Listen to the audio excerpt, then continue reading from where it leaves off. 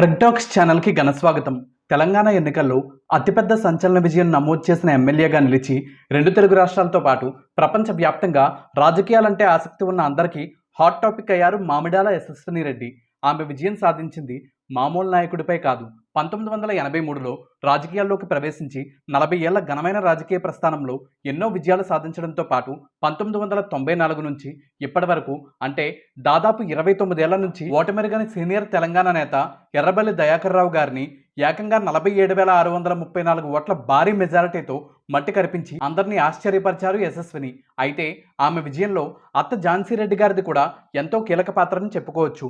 దయాకర్ రావు గారు ఇప్పటి వరకు ఓటమి ఎరుగని నేత అని అందరూ ప్రచారం చేస్తున్నారు. కానీ ఆయన 1983 ఎన్నికల్లో వర్ధన్నపేట నుంచి ఎమ్మెల్యేగా పోటీ చేసి ఓటమి పాలయ్యారు. అయితే 1994, 99, 2004 ఎన్నికల్లో అదే స్థానం నుంచి ఎమ్మెల్యేగా విజయం సాధించారు. 2008 ఎన్నికల్లో వరంగల్ నుంచి ఎంపీగా కూడా విజయం సాధించారు.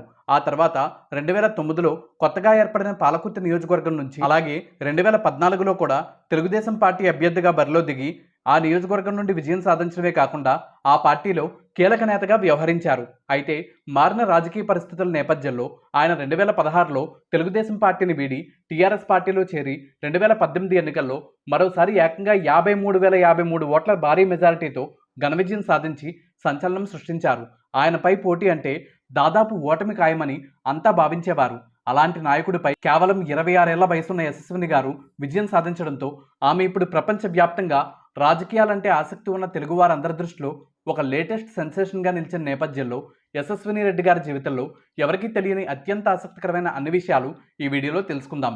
మామిడాల యశస్విని రెడ్డి గారు 1997లో హైదరాబాద్లో తిరుపతి రెడ్డి గారు, మాధవి గారుల దంపతులకి జన్మించారు.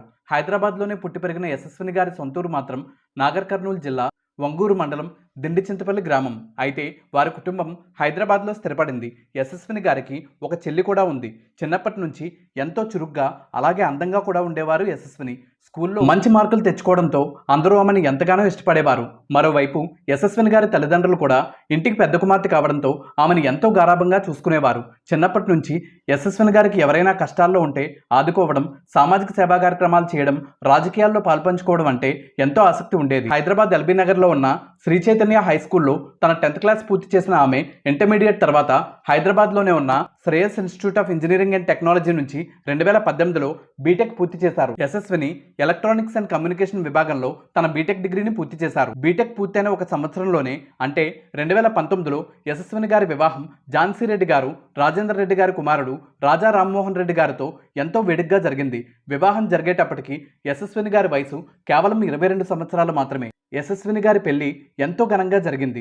పెళ్లి వేడుకల్లో భాగంగా జరిగిన సంగీత్ కార్యక్రమంలో బాహుబలిగా రాజా రామ్మోహన్ రెడ్డి గారు, అలాగే దేవసేన గెటప్లో యశస్విని గారు తమ పాత్రలో అత్యద్భుతంగా ఒదిగిపోయారు. ఆ ఫంక్షన్లో యశస్విని గారు వేసిన డ్యాన్స్ అయితే ఈవెంట్ మొత్తానికే హైలైట్గా నిలిచింది. వేలాది మంది జనంతో పాటు పలువురు సినీ రాజకీయ ప్రముఖులు, ఇతర రంగాల ప్రముఖులు హాజరయ్యి నూతన వధూవరుల్ని ఆశీర్వదించారు. యశస్విని గారిది తన అత్తమామలు ఝాన్సీ రెడ్డి గారు, రాజేందర్ రెడ్డి గారి ఆర్థిక స్థాయి బట్టి చూస్తే ఆర్థికంగా అంత బలమైన కుటుంబం ఏమీ కాదు. అందుకే తన బీటెక్ డిగ్రీ చేయడానికి కూడా ఆమె హైదరాబాద్లోని కొత్తపేట మారుతినగర్లో ఉన్న యూనియన్ బ్యాంక్ ఆఫ్ ఇండియా నుంచి ఎడ్యుకేషన్ లోన్ తీసుకోవడం గమనార్హం.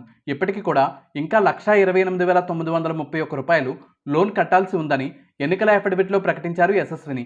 యశస్విని గారి రాజకీయ ప్రవేశం ఊహించిన విధంగా జరిగింది. వాస్తవానికి పాలకుర్తి కాంగ్రెస్ టికెట్ యశస్విని గారి అత్త ఝాన్సీ రెడ్డి గారికి దక్కాల్సి ఉంది. అయితే ఝాన్సీ రెడ్డి గారు చిన్నప్పుడే తన తండ్రి చనిపోవడంతో తన పెదనాన్నతో కలిసి అమెరికా వెళ్ళి అక్కడే తన చదువును పూర్తి చేసి కొంతకాలం పాటు అక్కడ బ్యాంకులో ఉద్యోగం చేసి ఆ తర్వాత పలు ప్రమోషన్లు తీసుకుని ఉన్నత స్థాయిలో స్థిరపడ్డారు. ఆ తర్వాత పెళ్లి కావడం, పిల్లలు జన్మించడంతో ఉద్యోగాన్ని వదులుకోవాల్సి వచ్చింది. అయితే కొన్నాళ్ల తర్వాత తన భర్త రాజేందర్ రెడ్డి గారి హాస్పిటల్ నిర్మాణ బాధ్యతలు చూసుకుంటున్న సమయంలో రియల్ ఎస్టేట్ రంగంలో కన్స్ట్రక్షన్ ఫీల్డ్లో ప్రవేశిస్తే ఎలా ఉంటుందా అనే ఆలోచన వచ్చిందే తడువుగా ఆ రంగంలో ఉన్న విజయవంతమైన మహిళలు ఎవరా అని ఆలోచిస్తే చాలా తక్కువ మంది మాత్రమే కనిపించారు. దాంతో అదే తనకు సరైన రంగమని భావించి అమెరికాలోని రియల్ ఎస్టేట్ వ్యాపార రంగంలో అడుగుపెట్టి అమెరికాలోని కాలిఫోర్నియాలో రాజ్ ప్రాపర్టీస్ అనే సంస్థను స్థాపించి కోట్లాది రూపాయలు సంపాదించారు. కానీ తాను పుట్టిన ప్రాంతాన్ని మరవకుండా పాలకుర్తి సమీపంలో కోట్లాది రూపాయల ఖర్చుతో చాలా ఏళ్ల నుంచి ఎన్నో సేవా కార్యక్రమాలు ఎటువంటి లాభాపేక్ష కానీ గుర్తింపు కానీ కోరుకోకుండా నిస్వార్థంగా చేస్తున్న సమయంలో కూడా కొందరు రాజకీయ నాయకులు తన సేవా కార్యక్రమాలకి అడ్డు తగలడం, అలాగే ఒక అనాథాశ్రమాన్ని, వృద్ధాశ్రమాన్ని స్థాపించడం కోసం తాను కొనుగోలు చేసిన 70 ఎకరాల భూమి విషయంలో కూడా తన్ని, తన కుటుంబాన్ని ఎంతగానో ఇబ్బంది పెట్టడంతో పాటు ఎక్కువ మంది ప్రజలకు సేవ చేయాలంటే రాజకీయాలే సరైన మార్గమని భావించి రాజకీయ రంగంలో అడుగుపెట్టారు ఝాన్సీ రెడ్డి గారు. పాలకుర్తిలో ఆమె ఎన్నో స్కూళ్లు తన సొంత నిధులతో కట్టించి ప్రభుత్వానికి అప్పగించారు.